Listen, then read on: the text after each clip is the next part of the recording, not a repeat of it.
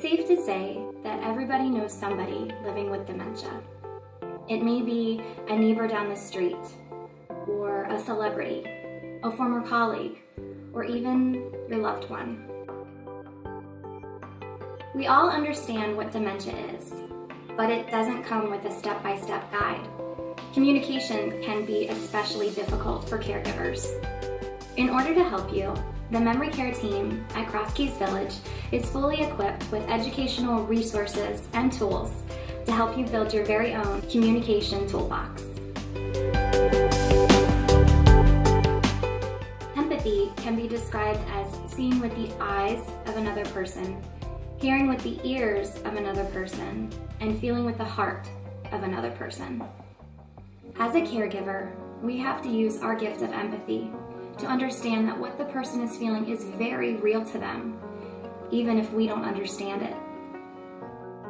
The person living with the disease may have fears, thoughts, and anxieties that they cannot express. Everyday tasks can suddenly become scary. Empathy can validate the emotion, build rapport, and aid in effective care and communication.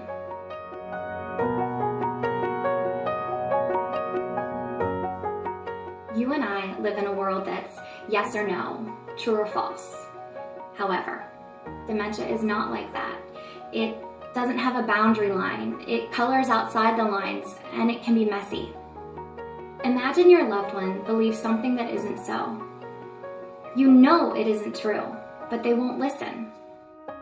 You've tried to tell them over and over again, you stopped working 22 years ago. You don't need to go to work today. My question to you is this power struggle of right versus wrong helpful? Why must you orient them to reality? It won't fix anything. They have a progressive disease that is changing the way the brain works. When we remove the need to always be right, it can be liberating for the caregiver and beneficial for the loved one.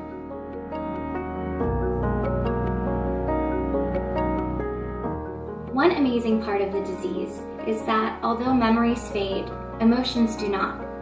Good or bad, what happens to someone, they may not remember the details, but they certainly remember how they felt. And that feeling can linger, so it's important to promote positive emotion.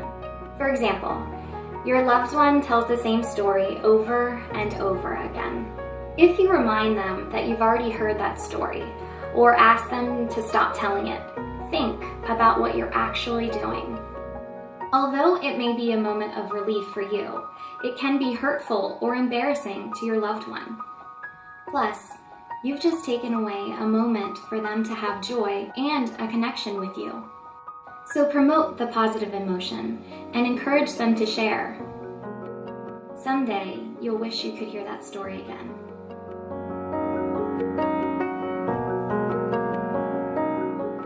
Something that makes sense to us can be confusing, irritating, or threatening to a person living with the disease. It's important to understand the power of apologies in memory care.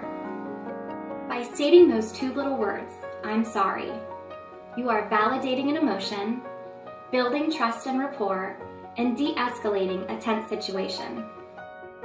With any apology, make sure that your tone is sincere and be willing to take the blame.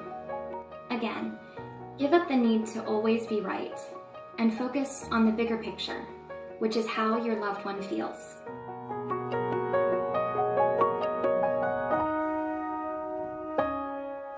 There will come a time when you're using all of these communication tools, but there will still be difficulty getting through. I want you to consider a couple of additional factors that can hinder communication.